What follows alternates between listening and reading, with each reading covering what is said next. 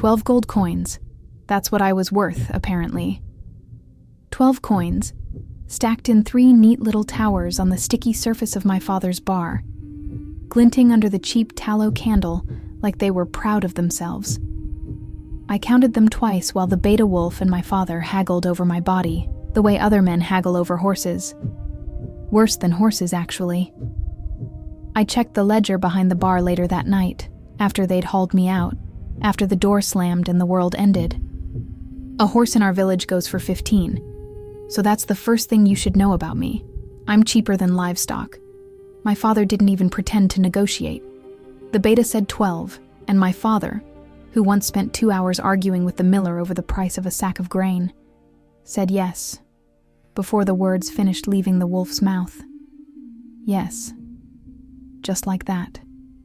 Like he'd been waiting for someone to ask. The second thing you should know is that I didn't cry. Not because I'm brave. I'm not. I'm a coward with a smart mouth and a survival instinct shaped like a knife, and the knife told me crying would make it worse. So I stood there with my hands knotted into my apron, and I watched my father, Wren Hartley, taverner, drunkard, the man who taught me to read by candlelight before my mother died, and then forgot I existed the moment she stopped breathing. I watched him scoop those coins into his palm and not look at me. Not once. Not when the beta grabbed my arm. Not when I tripped on the threshold of my own home for the last time. Not when I looked back over my shoulder hoping for something. A wave, a flinch, anything. And found him already pouring himself a drink from the bottle he'd just paid for with my life. I want to tell you my heart broke. It would be a cleaner story. But hearts don't break in moments like that. They just go quiet. They go so quiet, you start to wonder if you ever had one in the first place, or if you were always just a girl-shaped silence walking around in your mother's old dress. The beta didn't speak to me on the road. He shifted into wolf form once we reached the tree line. Enormous, rust-colored, eyes the same gold as the coins on the bar. And a second wolf I hadn't seen waiting in the dark padded forward with a saddle strapped to its back. They expected me to ride it. I'd never been on a horse. I climbed onto the wolf the way a person climbs onto their own gallows. Slowly, carefully, with the awful dignity of someone who has run out of other options. It rained for most of the first day. Then it didn't. Then it rained again.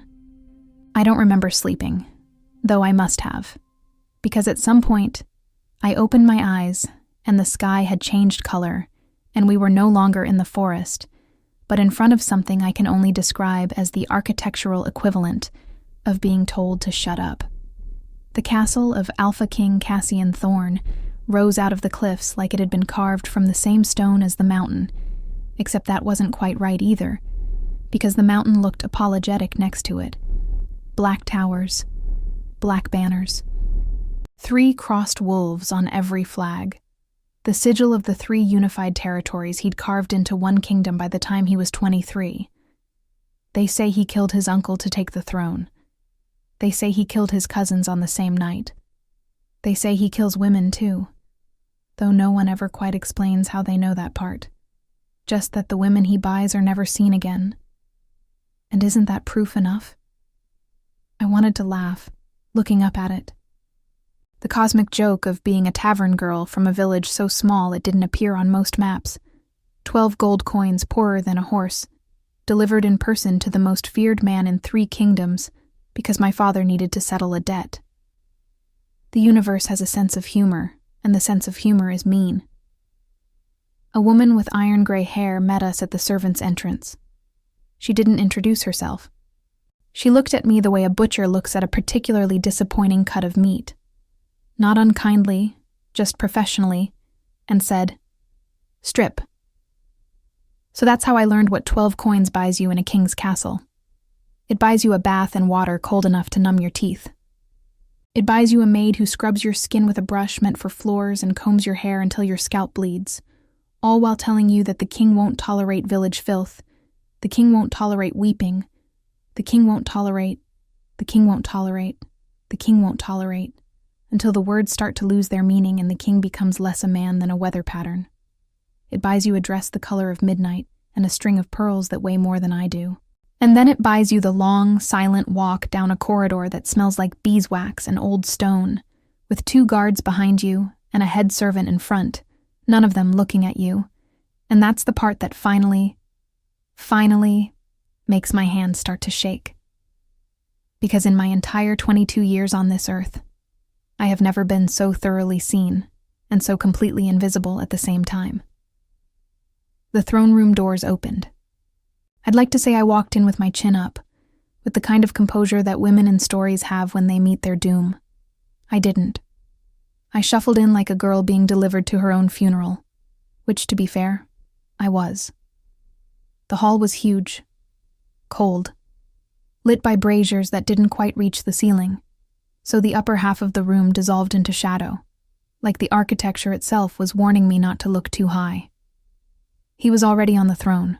I want to describe him to you the way I saw him in that first second. But the truth is, I didn't see him. I felt him.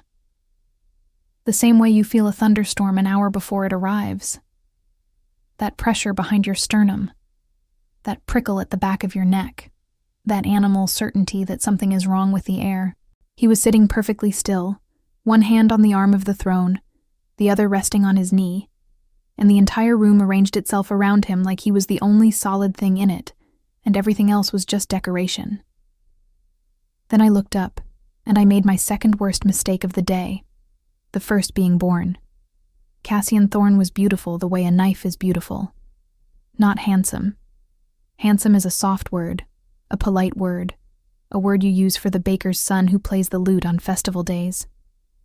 Cassian was something else.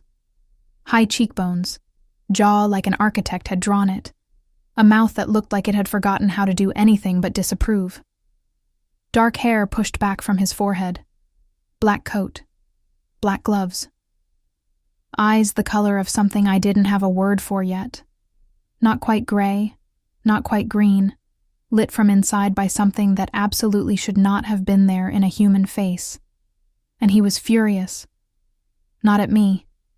That was the strange part. His eyes found me the moment I crossed the threshold, and I felt the weight of his attention land on me like a hand on the back of my neck. But the fury wasn't aimed at me. It was banked behind his eyes, leashed, the way you'd hold a hunting dog by the collar when the rabbit hadn't done anything yet. He was furious at something else, something I couldn't see, and I had walked into the middle of it. Leave us. His voice was lower than I expected. Quieter, too. He didn't raise it. He didn't have to. The head servant bowed so fast I thought she'd cracked her own forehead on the marble. And within 10 heartbeats, the room was empty except for me, him, and roughly 400 years of accumulated shadow. I forgot how to curtsy. I'd been practicing the whole walk down the corridor, left foot back, right knee bend, head down. And the moment his eyes were on me alone, my body forgot every instruction it had ever received. So I just stood there, in a dress that didn't belong to me, in a body that didn't either anymore. Name. One word. A command, not a question. Wren, I said, and my voice came out scraped, like I'd swallowed sand on the road and forgotten to spit it out. Wren Hartley. He didn't move, just looked at me. And there it was again. That fury, banked, leashed. But now I could see it had cracks in it, hairline ones, and underneath those cracks was something that looked horribly like grief. He said nothing. The silence stretched. It got bigger. I could feel my pulse in my throat, in my wrists, behind my eyes. I have a problem. You should know this about me. And the problem is that when silence gets unbearable, I start filling it. It's a defense mechanism, my mother used to say, before she stopped being able to say anything. It's why I survived 7 years tending the bar in my father's tavern after she died. I could talk a drunk into laughing instead of swinging. The drunks loved me. They left bigger tips. My father pocketed them. So when the silence in that throne room got past the point I could carry, my mouth opened without my permission, and what came out was, "For the record, I checked. A horse in our village goes for 15, so you got a deal." I cannot stress to you enough how much I wanted to die in that moment. The words hung there in the air like a small, idiotic bird that had flown into a window. I watched them hover. I watched his face register them. I watched, with the particular slow-motion horror of a person who has just lit her own funeral pyre and can't remember where she put the matches, his eyebrows lift by exactly 1 degree. And then Cassian Thorne, Alpha King of 3 territories, the man who had killed his uncle and his cousins, and who knew how many wives, laughed. Once. A single sharp exhale of a laugh, like it had escaped him before he could catch it. He looked, for a fraction of a second, almost startled at himself. Then his face went blank again, and I wasn't sure if I'd imagined it. 12 coins, he said. Yes, Your Majesty. You are aware that is insulting. I'm aware, Your Majesty. To you. Yes, Your Majesty. Not to me. Especially to me, Your Majesty. He stood up. I want you to understand. He stood up the way mountains stand up slowly, like the room had to renegotiate its center of gravity to make space for him. He was tall. I'd known that from the silhouette, but knowing it and standing in front of it were different things. He came down off the dais, 3 steps, stopped maybe 4 feet from me, and every single rational thought I had ever owned in my entire life packed up and left the building, because this close, he smelled like cedar and wood smoke, and something else, something darker, something that made the back of my knees feel suddenly less reliable than they used to be. Look at me. I looked at him. It was a mistake. His eyes weren't gray-green up close. They were the color of a forest in the second before a storm broke. And they were doing something to my chest that I didn't have permission to feel. He studied my face for what felt like a small geological era. I watched his jaw work. I watched a muscle jump in his temple. Whatever he was looking for, he found it. And whatever he found, it made the fury behind his eyes go a degree quieter and a degree sadder, both at once. You will be brought to my chambers, he said. His voice had changed. It was still quiet, but it was a different kind of quiet now. You will be fed, you will sleep, you will not be harmed. I waited for the rest. There's always a rest. In the tavern, it was always the rest that mattered. But you'll smile, but you'll sit on my lap, but you won't tell my wife. The rest was where you found out what they actually wanted from you. The rest didn't come. Your Majesty, I said, forgive me, but what did you pay 12 coins for? For a long second, I thought he wasn't going to answer. He looked at me with something I could not name. Then he turned away, turned his back on me, which I would later learn was something he did to almost no one, and walked back toward the throne, and over his shoulder. In a voice so low I almost missed it, he said, "Time." And then he was gone, through a door behind the throne, and I was alone in a room the size of a cathedral with the word time ringing in my ears like a bell I'd never heard before, and my whole body trembling for reasons that had stopped having anything to do with fear. Reader, I want to tell you I had a plan at this point. I didn't.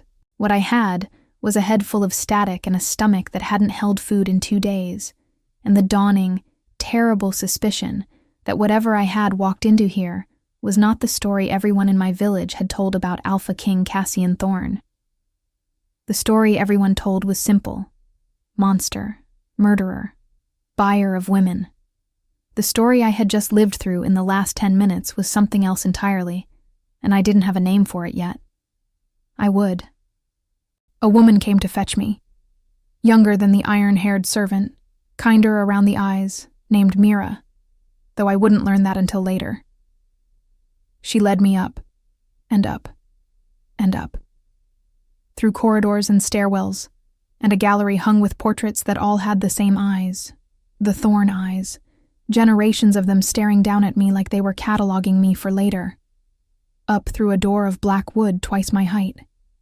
into a suite of rooms that I want you to understand were not rooms. They were a country. The bed alone could have housed 3 families. The fireplace was tall enough to roast me whole, which, to be fair, was still on the table as a possible outcome of the evening. There was food laid out on a low table, bread that was actually warm, soft cheese, fruit I didn't recognize, a roast that smelled like sin, wine in a cut crystal decanter. Mira gestured at all of it and said, "His Majesty said you are to eat. All of it. He said to tell you he will know if you do not." Then she curtsied, to me, which I will never get over, and slipped out the door, and the lock clicked behind her in a way I tried very hard not to think about. I ate. Of course I ate. I am not a romantic figure, and I had been hungry for 2 days, and the bread was so good it nearly made me angry. I ate until I couldn't, and then I drank 1 glass of wine, very carefully, because I knew what wine did on an empty stomach, and I did not need to be drunk on top of everything else. And then I sat on the edge of that enormous bed in a dress I couldn't unfasten by myself, and I waited. He came at the 3rd bell. I heard the lock first, then the door. He was still in the black coat, but he'd pulled off the gloves and pushed up his sleeves, and the forearms revealed by that small adjustment were doing absolutely nothing to help my mental composure. He didn't look at me. He crossed the room to a chair by the fire, not the bed, not anywhere near the bed, and he sat down in it, heavily, like a man who had been on his feet for 100 years. "You ate?" he said, not a question. "Yes, Your Majesty." "Stop calling me that." "What should I call you?"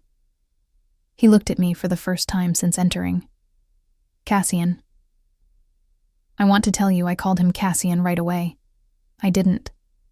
Some things take more than a sentence to earn. "All right," I said carefully. "Cassian, are you going to tell me what time means?" He didn't answer.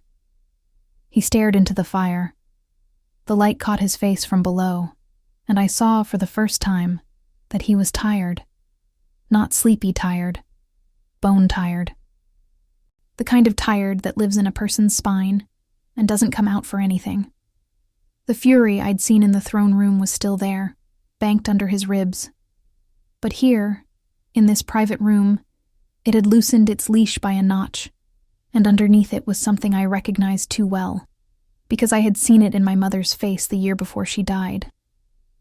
It was loneliness, the deep kind, the kind that has been alone so long it has forgotten any other state existed.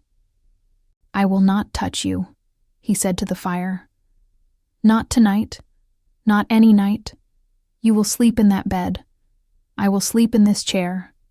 In the morning you will be given a horse, papers, gold, an escort to whichever city you choose, on the condition that it is not Hartley's reach. You will leave my territory. You will not return. You will tell no one what happened in this room. Do you understand?" I sat very, very still. "Cassian, do you understand?" "I understand the words. I don't understand them."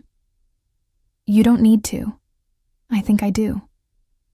He looked at me then, finally, fully, and the firelight made his eyes look almost gold, and there was something happening behind them that I did not have any framework for reading. He looked at me like I was a problem he'd already solved, and the solution had broken his heart, and he was going to execute it anyway because there was no other option. "Why did you buy me?" I asked. My voice was quieter than I meant it to be. He didn't answer for a long time. The fire crackled. Somewhere beyond the door, a clock chimed the half-hour. A gust of wind hit the leaded glass of the window and made a sound like an animal wanting in. "To keep someone else from buying you," he said. And that was the moment. That was the exact moment, sitting on the edge of a bed in a dress I hadn't chosen, in a castle I hadn't asked for, across the room from a man whose name I had been told to fear since I was old enough to understand what fear was. That was the moment I understood, with the perfect clarity of a stone falling into a still pond, that nothing I had been told about Alpha King Cassian Thorne was the truth. Not one word of it.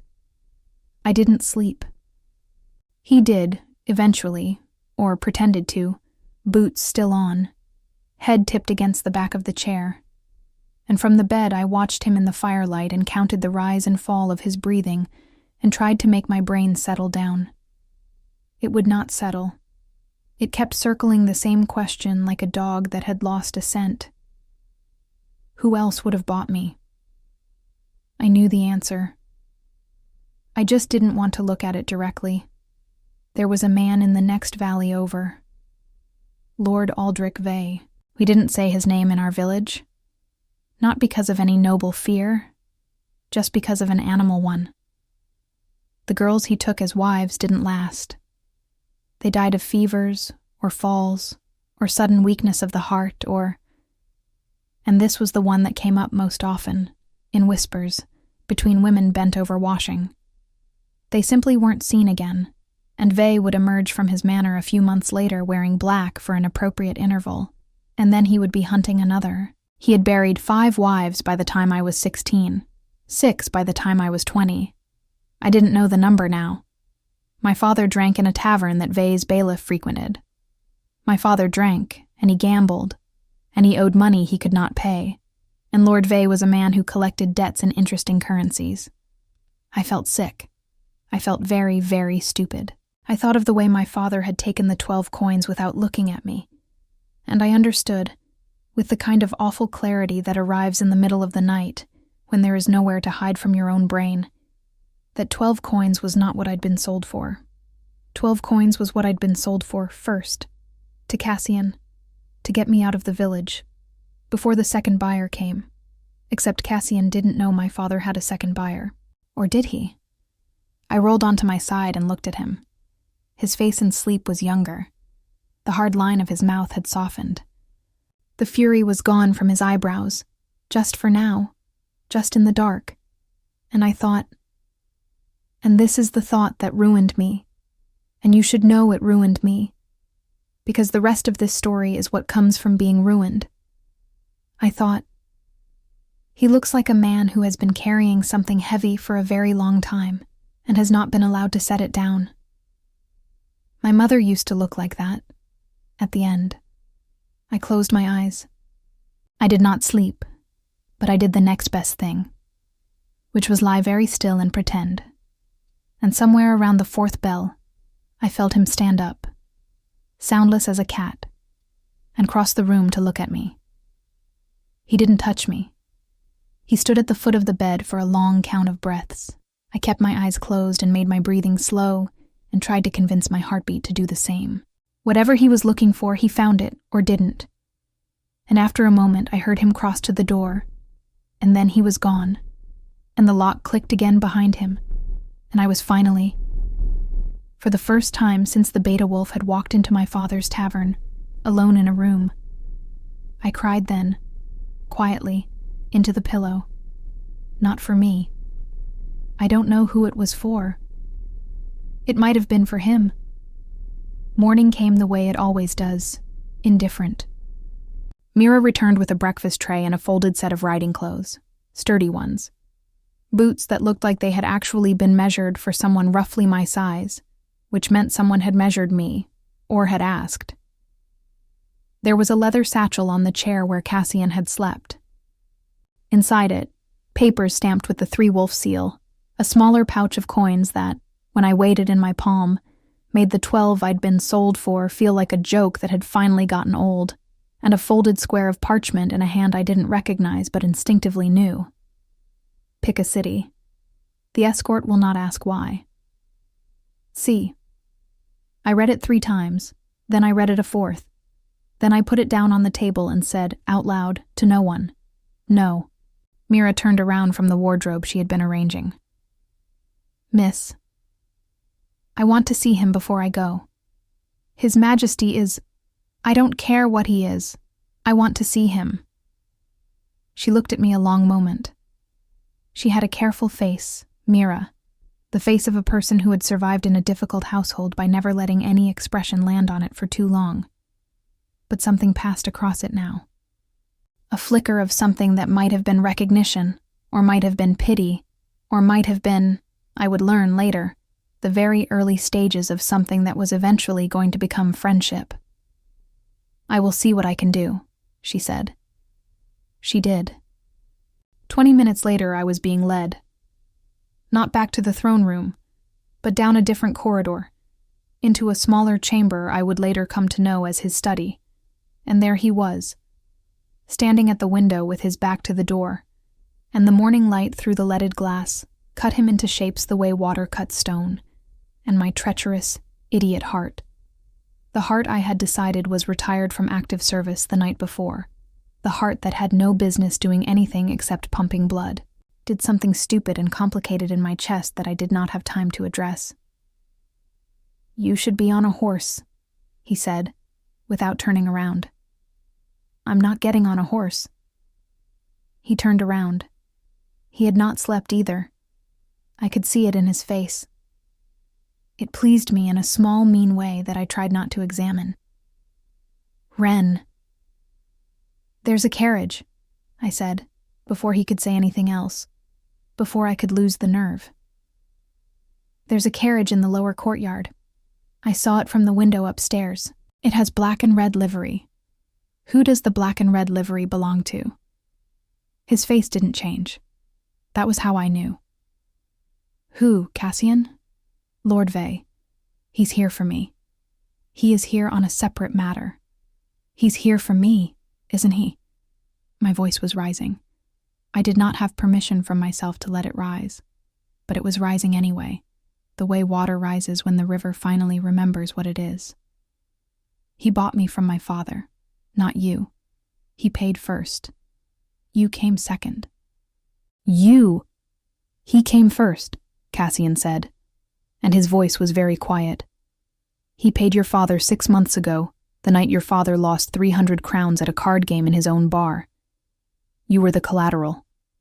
Your father has been stalling Vey for 6 months trying to find another way out, and there is no other way out, and I—" He stopped.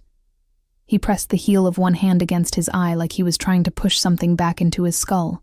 "I have people who tell me when girls are about to be transferred. I have a list. Your father's name has been on a list for 4 months. I sent the beta the moment we knew Vey had set the date. We arrived 9 hours before Vey's man would have. Your father took the first offer because he knew what he was doing. He knew my coin would let him keep his life. He knew Vey's would have ended it eventually. I do not know if he knew which buyer was which. I suspect he did not care. I want to tell you I had a clever response. I want to tell you that the smart-mouthed girl with the survival instinct shaped like a knife had a knife to use here. I didn't. I just stood in the middle of his study and held the satchel he had packed for me and looked at this man, this stranger, this monster, this whatever he was, and felt the entire architecture of my life rearrange itself around a single terrible question. "How many?" I said. "How many what? How many girls? On your list? How many have you bought?" He looked at me. The fury was gone from his eyes. What was left was something worse. A kind of weary, ancient resignation. The look of a man who had done a thing for so long he no longer remembered believing it would ever change anything. "You are the 43rd. The room got very quiet. "And what," I said, "do you do with the 43? "I send them somewhere safe, away from the men who bought them. I give them papers, money, a new name if they want one. I have a woman in the southern provinces who places them. Work, marriages of choice, passages to Fenwick if they want to leave the continent altogether. None of them know where the others go. None of them know my name on the papers is real. They are told it is a benefactor, a patron. They are told the patron does not wish to be named. Why?" He didn't answer. "Cassian, why? Why do you do this? Why do you let everyone in 3 kingdoms believe you are a monster? Why do you spend—" I gestured at the satchel, at the gold inside it that I had not yet weighed but suspected was more than my father had earned in a decade. "This, on women you don't know, Women you'll never see again, women who don't even know your name. Why? He looked at me for a long, long time. Because I cannot have what I want, he said finally, and so I will be damned if other men take what they should not. I would tell you I responded to that with grace. I would tell you I had a poem ready. The truth is, my brain produced exactly one thought, and it produced it in the exact voice of a girl who had been raised in a tavern and never properly fitted with a mental filter. And that thought was, that is the most romantic thing anyone has ever said in the history of the world, and it is not even about me, and I think I might be in trouble. I closed my mouth before any part of that escaped. I want to stay, I said. No. I want to stay and help you. No, Wren. I'm good at lists. I worked the bar for 7 years. I know every drunk in 3 valleys. I know which ones sell their daughters and which ones beat their wives and which ones owe money to which lords. I have more information in my head about the men on your list than you'll ever pry out of your spies. And you know it because you were already going to ask me before I left, weren't you? That's why you slept in that chair. That's why you didn't put me on the horse last night. You were going to ask, and then you decided not to. Ask. And you packed me a satchel instead, because you are a coward. Cassian Thorne, you are an enormous coward in an enormous coat. He laughed. He laughed for the second time in 12 hours, and it was longer this time, and it cracked something across his face that I don't think anyone had seen crack in a long time, and when it was over he just looked at me and shook his head, slowly, like a man who had been outmaneuvered by a tactic he had not seen coming. 1 week, he said. What? 1 week. You stay 1 week. You help me with the next list. Then you go. Those are the terms. Take them or take the horse. 1 week. 1 week. Fine. Fine. I'll need a desk. Get out of my study, Wren. I got out. In the corridor, with the door closed behind me, I leaned against the wall and put both hands over my face and waited for my pulse to come back down to something resembling a normal rhythm. It did not. It was not going to, I suspected, for some time.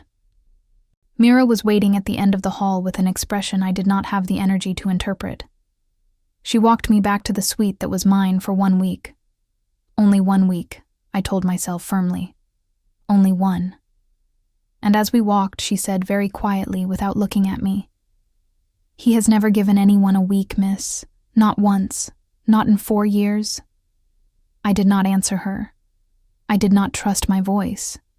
The week became 2. I want you to understand that I did not plan this.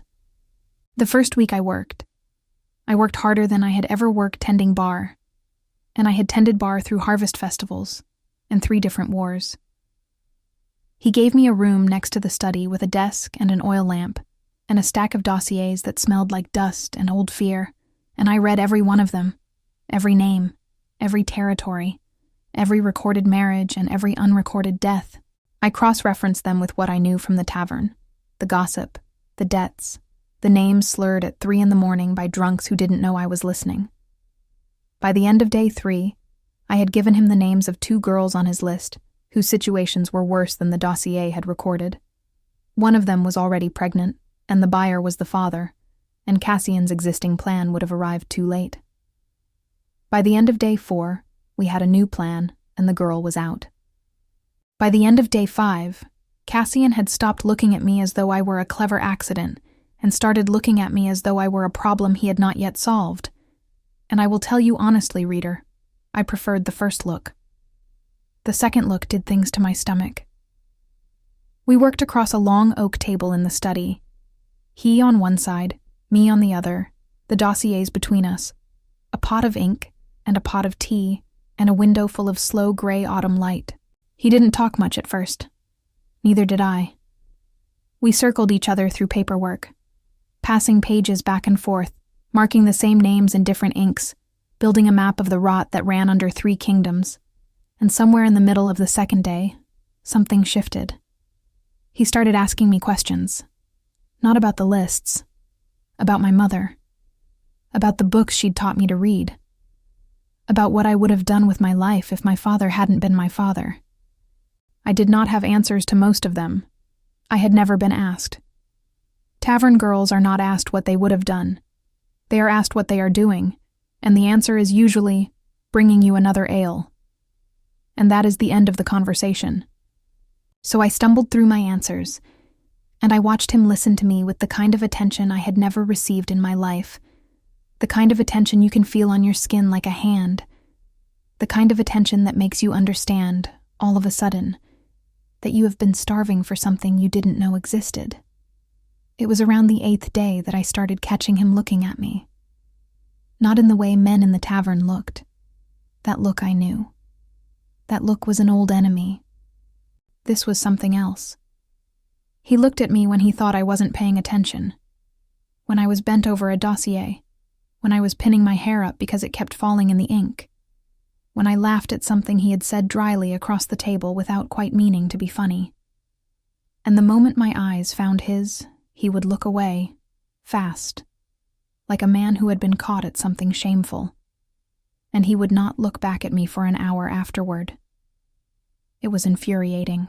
And I want you to know I am being honest with you here, even though it cost me some dignity to say so. It was the most thrilling thing that had ever happened to me. I knew the rules of how men looked. I had known them since I was 12. There were the men who looked because they wanted, and the men who looked because they were owed, and the men who looked because they were bored. None of them looked the way Cassian Thorne looked at me. Cassian looked at me the way a starving man looks at a window full of bread that he has decided, for reasons he will not share with you, that he is not allowed to eat. He looked at me with grief. He looked at me with hunger. He looked at me with something that was very close to fear, and I, coward, smart-mouthed coward, knife-shaped survivor that I am, could not stop wanting to find out what he was afraid of. The week passed. He did not mention it. Neither did I. The second week began. I moved from the guest suite into a smaller room closer to the study, because the guest suite was for visiting nobility, and I was not, technically, that. The beta, his name was Rorik, it turned out, and he was the closest thing Cassian had to a friend, a barrel-chested wolf with a face full of scars and a surprisingly gentle voice. Rorik started bringing me my meals when I worked too late. He did not say anything about it. He just put the tray down and patted my shoulder once with a hand the size of a dinner plate and left. I think he liked me. I think he was one of the only people in the castle who knew exactly what I was doing in it, and he had decided to approve. By the 10th day, I had stopped flinching when Cassian came into a room. By the 12th day, I had started to expect it. By the 14th day, I realized I was in love with him. And I want you to understand that I am not a romantic person. I do not believe in fated meetings or signs from the universe, or any of the nonsense the village girls used to giggle about by the well. I was a tavern girl who had watched her mother die of a slow, ordinary disease, and her father drown his grief in cheap wine, and her own future shrink down to the size of 12 gold coins on a sticky bar. And the idea that I could love anyone, much less a man like Cassian Thorne, was something I would have laughed at 3 weeks earlier. I would have laughed hard. I would have made a joke about it. And yet there I was, on the 14th day, sitting across an oak table from a man with thunderstorm eyes and a mouth that had learned to disapprove, and I knew. I knew the way you know that water is wet. I knew the way you know that a fire is going to burn you and you put your hand in it anyway, because some part of you needs to find out. That night I did something stupid. I went looking for him in the gardens. It was past the 3rd bell. I should have been in bed. I was not in bed. I had been lying in bed for 2 hours unable to sleep, and at some point my body had simply stood up, put on a wrap over my night shift, and walked itself out of the room, and I had decided to let it. I told myself I needed air. I told myself it was a coincidence that the air I needed was air he might also be breathing. He was in the rose garden. It wasn't really a rose garden. It was the remains of one. A square of overgrown beds bordered by stone. A place his mother had loved before she died, Mira had told me once, and that no one had tended properly since. He was sitting on a stone bench with his elbows on his knees and his hands pressed together between them, head bowed. He was not wearing a coat. The night was cold enough that I could see my breath, and there he was, in nothing but a black shirt and trousers, looking like a man at his own grave. He didn't look up when I came in, but his shoulders went a fraction tighter, and I knew he had heard me from the moment I'd opened the door 3 corridors back. "You should be asleep," he said. "So should you." "I do not sleep." "Ever?" "Rarely." "Go inside, Wren. It's cold." I did not go inside. I crossed the gravel, and I sat down next to him on the bench. Not touching, not quite, but close enough that I could feel the heat coming off him, which was unfair, given that I was the one in a night shift, and he was the one who didn't seem to feel the cold at all. We sat there in silence for a long minute. The garden made small sounds around us. Somewhere far off, an owl called, and the answering call came from a different direction, and the stars overhead were the kind of stars you only get above a castle in the mountains, the kind of stars that make you feel like a small, breakable thing. "Cassian, don't." "I'm going to." "Don't, Wren." "What's wrong with you?" The question landed. I felt it land, felt the way his whole body stilled beside me, the way his hands tightened against each other where they were pressed between his knees. He didn't answer for a long time. I thought he wouldn't answer at all. I had decided I was not going to fill this silence. I was going to let it sit there until he gave it back to me. "You don't want to know," he said. "I do." "You don't." "Cassian." "Try me." He looked at me. I want to take this moment slowly, because it deserves to be taken slowly. He looked at me, and the moonlight was on his face, and his eyes had gone gold. Actually gold, the wolf surfacing, the color of the coins that had bought me. And the look on his face was a look I had never seen on a human person before. It was a look that said, "I have been holding something for 100 years, and I am going to set it down now, and I am sorry in advance for what setting it down is going to do." He kissed me. I want you to understand the kiss. It wasn't the kiss of a man who had decided to kiss me. It was the kiss of a man who had been losing a fight against kissing me for 14 days, and lost it, and had 2 seconds to enjoy losing before the consequences of losing arrived. His hand came up to my jaw, gentle, terribly gentle, like I was made of something he was going to break. And his mouth landed on mine. And it was warm and it was soft. And it was the kiss I would compare every other kiss in my life against, forever afterward. And it lasted, by my count, 2 seconds. Then he tore himself away from me like I had burned him. He stood up so fast the bench rocked. He took 2 stumbling steps back. His hands went to his face. His shoulders heaved. And when he looked up at me, the gold in his eyes had gone past gold into something else, something molten and not human, and his whole body was shaking the way a man shakes when he is holding back a horse with a rope. "Stay," he said. His voice was not his voice. It was lower. It was rougher. The wolf was in it. "Cassian, do not move." I did not move. He turned, and he ran. He ran the way wolves run, even in his human shape, fluid, ground-eating, gone. Through the garden, over the low wall, into the dark of the trees beyond, and I was left sitting on a stone bench in a night shift with a wrap I did not remember pulling tighter, and a mouth that still felt the print of his, and a brain that had short-circuited approximately 3 different ways at once. I sat there for a long time. Then I got up, and I walked back to my room, and I lay in my bed with my eyes open until the sky went the color of old paper. And for the first time since my mother died, I prayed. I prayed in the half-formed, half-coherent way a person prays when she does not really believe in the gods, because everyone she'd ever asked them for had died anyway. I prayed that he would come back. I prayed that whatever was wrong with him, I could fix it. I prayed that he had not run because he hated me. I prayed, and I did not name the thing I was praying to, and I think the thing I was praying to was him. Rorik came for me at first light. He did not knock. He opened the door, sat down on the chair across from my bed without asking, and looked at me with an expression that managed to be apologetic and grim at the same time. "He's alive," he said, before I could ask. "He's in the South Tower. He won't come out. He won't see anyone." "Did he—" I couldn't finish. "He didn't hurt anyone, miss. He never has.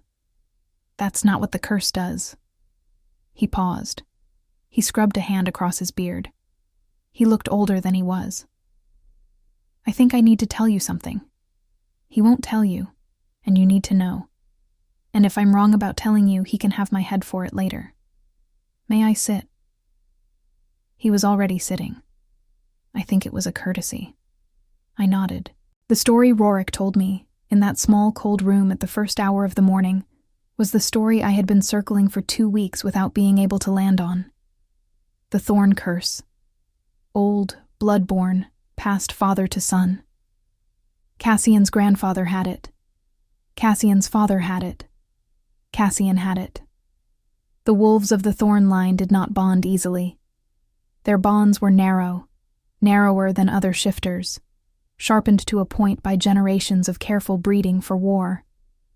The wolf inside a Thorne king recognized exactly one woman in the world, the way a key recognizes one lock, and any other woman who triggered desire in the human half would trigger something else, something murderous, in the wolf half. The wolf saw any other woman as a threat to the bond it was waiting for. Cassian had been promised at 19 to a princess from the Eastern Alliance, a political match. He had not loved her. He had not known the curse the way he knew it now. His father had died before he could finish explaining it, and what Cassian had been given was a half-told warning and the assumption that he would manage. On the wedding night, when the marriage was supposed to be consummated, the wolf had turned on her. He had not killed her with his hands. He had not even shifted fully. But the panic of the wolf, the wrongness of it, the violence of the recognition that this is not her, this is not her, this is not her, had been so total that the bride had thrown herself out of the window of the bridal chamber to escape him, and she had died on the stones of the courtyard below, and Cassian had spent the next 9 years being publicly called a wife murderer because he could not explain what had actually happened without revealing the thing that would let his enemies bleed his line dry.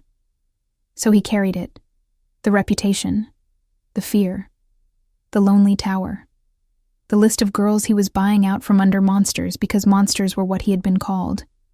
And if he was going to be called a monster anyway, he was at least going to be the kind of monster who used the title for something. He had never touched a woman since, not one. For 9 years. He could not. The wolf would not let him. Until last night. "He kissed me," I said. My voice was a rasp.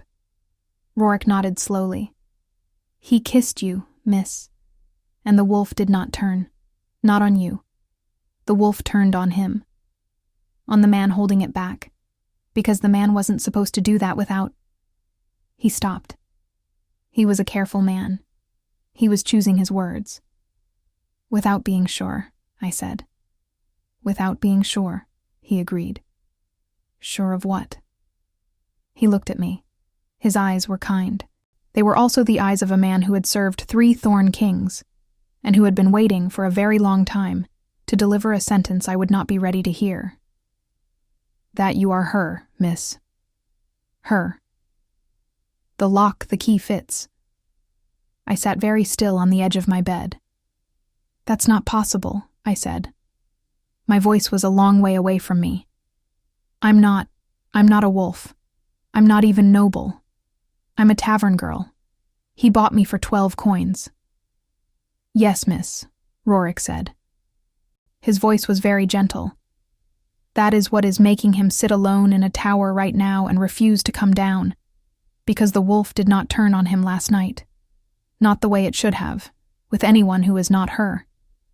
Which means there is a possibility. Only a possibility, mind. It has never been recorded with a human. Never in 8 generations of Thorne kings. That you are. And he's afraid. He's afraid, miss. Of being wrong. Of being right and being wrong, miss. Both. Because if he's wrong and he tries again, the wolf may not stop where it stopped last night. And if he's right, Rorik exhaled. If he's right, then for the first time in his life, His Majesty has something he is genuinely afraid to lose, and he does not yet know how to do that. I sat there for a long time after Rorik left. Then I got up. I dressed. Not in the riding clothes from the satchel. Those were still folded in a drawer, untouched. I dressed in a plain wool gown and pinned my hair up properly, and I walked through the castle with the purpose of a woman who had decided something.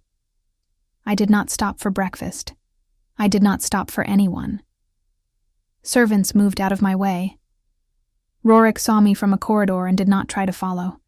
He nodded at me, once, like a man saluting a soldier going to a fight he cannot help her win. I climbed the stairs of the South Tower. There were a lot of them.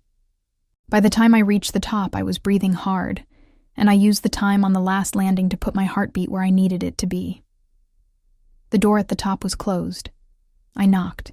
He did not answer. I knocked again. Wren. His voice came from the other side, ragged. Go away. No. Go away.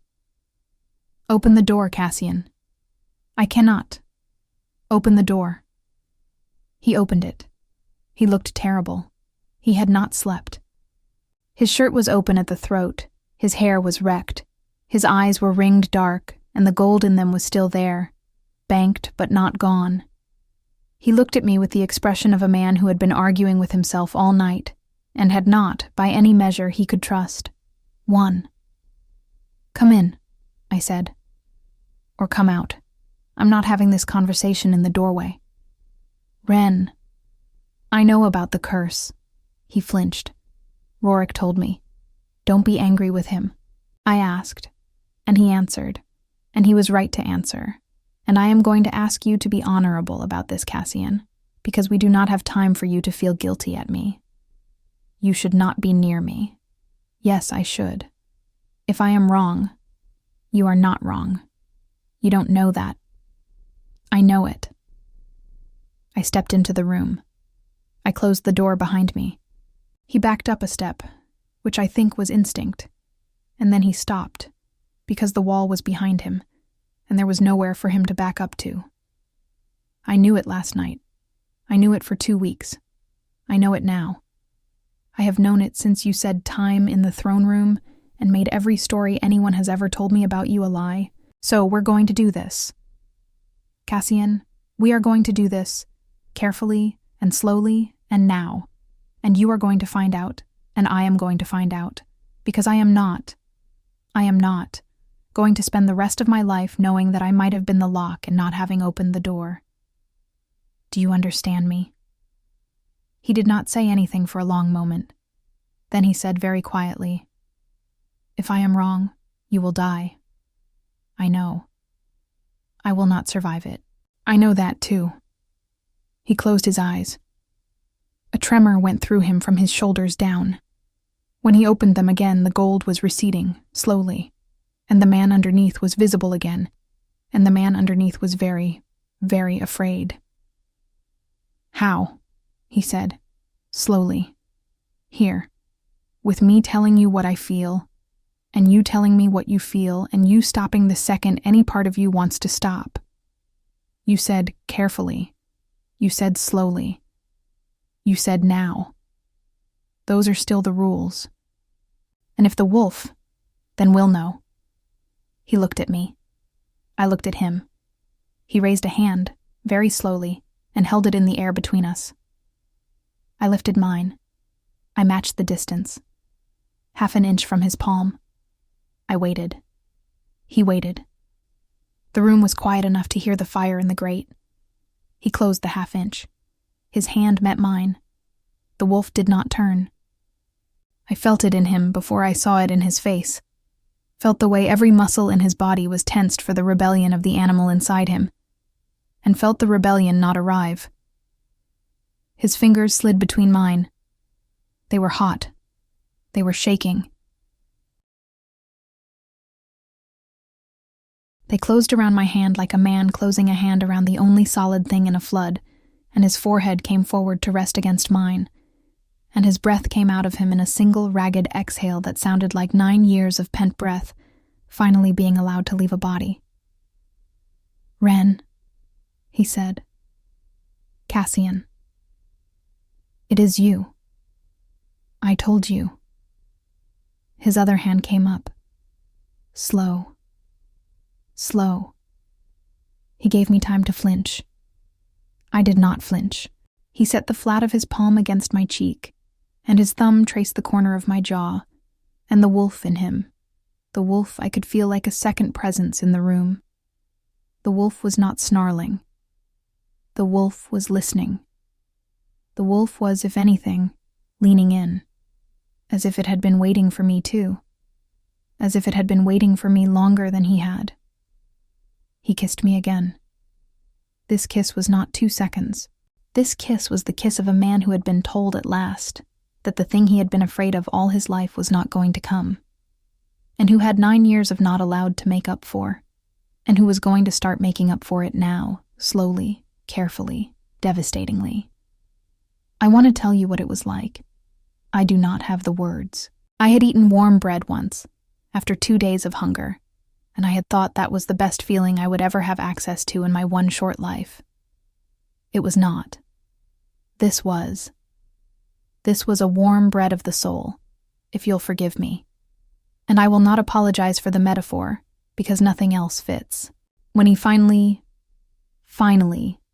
let me breathe. His face was buried in my hair, and his arms were around me, and I could feel him shaking the way men shake when they are not used to allowing themselves to feel any of the things they have just allowed themselves to feel. "I have to tell you something," I said into his shoulder.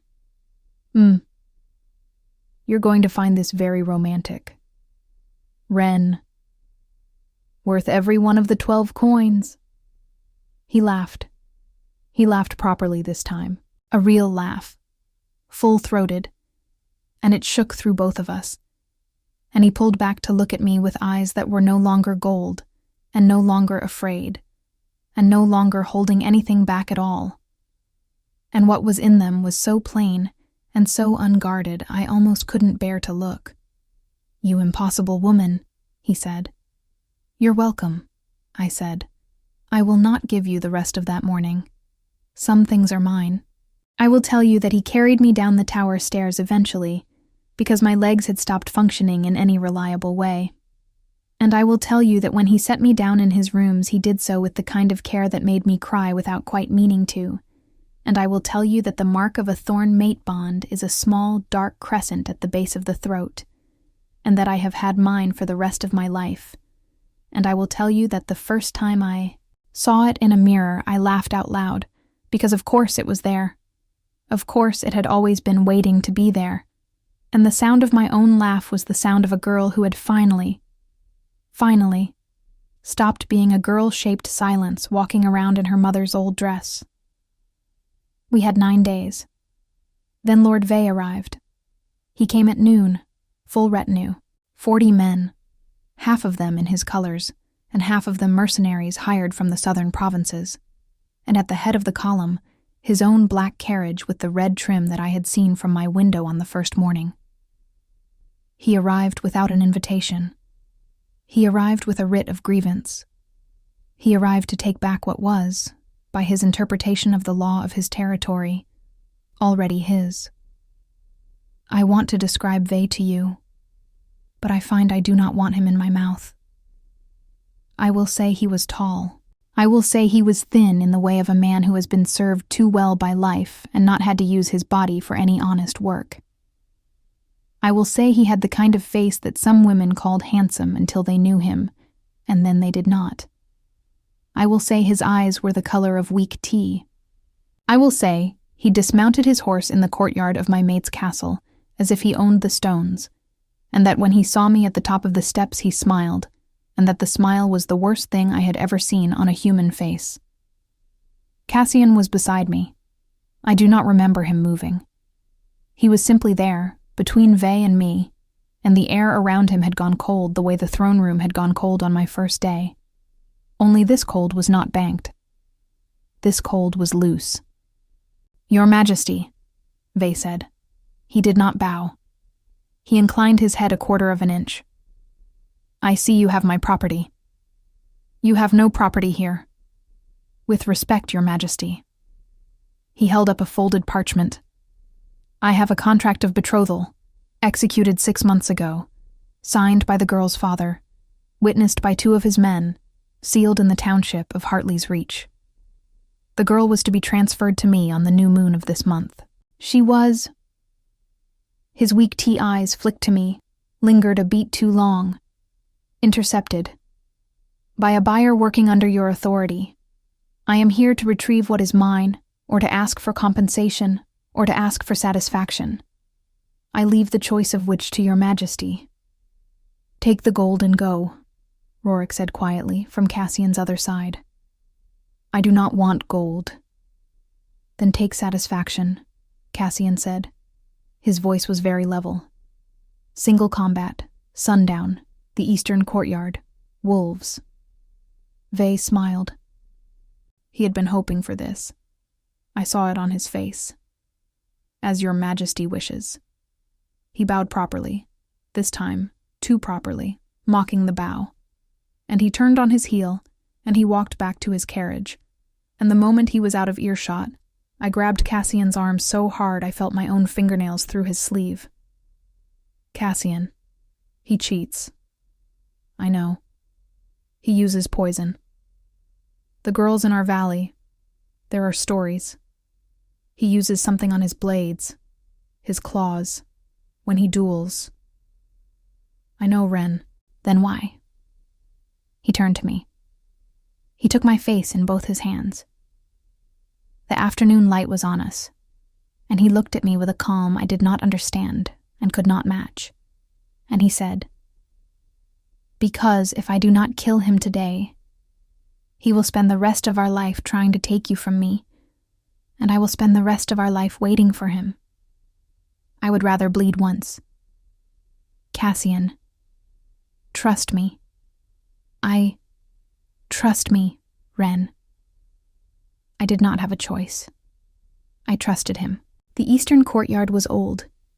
It had been built for duels by Cassian's grandfather, a man who had also believed in the resolving power of single combat, and the stones were the dull color of old blood from 100 years of small drainage problems that no one had bothered to mention to me before.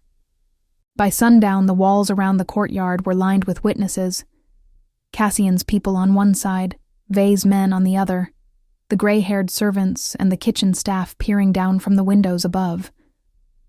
Rorik stood at the edge of the dueling ring with the armsmaster, both of them inspecting the ground for tricks. I stood on the upper balcony, which was as close as I had been allowed, and Mira was beside me with her hand around mine, and her thumb stroking the back of my wrist in a small, steady, repeated motion that was the only thing keeping me upright. The 2 men shifted. Cassian's wolf was the size of a small horse. He was dark, not black, not quite, more the deep brown black of a forest in shadow. And his eyes in wolf form were the same gray-green gold I knew from his human ones, only larger, and unmistakably him. Vey's wolf was leaner, the color of dirty straw, with a long sharp jaw and a thin tail. He looked, to me, hungry in a way that wolves were not supposed to look. The armsmaster called the start. I will spare you the full account of the duel. I watched it. I will not describe it. I will tell you only that Cassian was faster, and Cassian was stronger, and Cassian had the advantage of fighting for something, and Vey did not. Vey was fighting for his pride and his ledger and a grudge. And that for 2 long minutes my mate had his teeth in Vey's throat, and the matter should have been concluded, except that as Cassian drew back to make the killing tear, Vey's claws, which had glinted strangely in the torchlight all night, and which I had told myself was just the torchlight, Vey's claws raked across Cassian's chest, and Cassian fell. He did not fall the way a wolf falls in a fight. He fell the way a man falls when his body has been taken out from under him by something his body did not consent to. The crowd made a sound. I made a sound. Mira's hand on my wrist became a vice. Vey staggered backward, bleeding heavily from the throat himself, but alive, but standing. And he limped a few steps away from Cassian's body and shifted back to his human shape and held up his bloody human hand. And the crowd saw the small dark substance smeared on his claws, and there was a single appalled silence. And then there was a roar. The roar of 100 people understanding a thing at the same time. And the roar of Rorik below me bellowing for the arms-master to hold the man, and underneath all of it, in my chest, a single cold word: poison. I went over the balcony. I do not remember the decision. I remember Mira shouting my name. I remember the stones of the courtyard rushing up at me. I remember landing badly, twisting my ankle, scraping my palm on the stone, and not caring, getting up, running, Rorik trying to catch me and missing because I went under his arm. And then I was on my knees in the blood-colored dust beside my mate's wolf, who had shifted halfway back without meaning to, and was now neither fully wolf nor fully man, lying on his side, his chest a wreck of torn cloth and torn skin, his breath coming in short broken whistles, his eyes not quite finding me. Cassian! Cassian, look at me! Look at me! He looked at me. Hi, I said. Hi. His voice was a thread. This is going to be fine. Wren. Shut up. This is going to be fine. 9 days is not enough. I refuse. You hear me? I refuse. I did not know I was going to do what I did next. I want to be clear about that. There was no plan. There was no lore I had been holding in reserve. It was one of those things the body knows that the mind does not. And I had cut my hand on the stones when I landed, and his wound was open, and he was my mate, and the bond between us was less than 2 weeks old and as bright in my chest as a coal. And I pressed the heel of my bleeding hand against the worst of the wound on his chest, and I held it there. The blood went into the blood. I don't know what happened in him. I know what happened in me. The bond, the small, new, fragile bond, flared. It was like a door opening inside my ribs, and a wind coming through it. And the wind smelled like cedar and wood smoke, and something darker. And I poured everything I had through the door. Every prayer I had not finished saying the night before. Every word I had not yet told him I loved him with.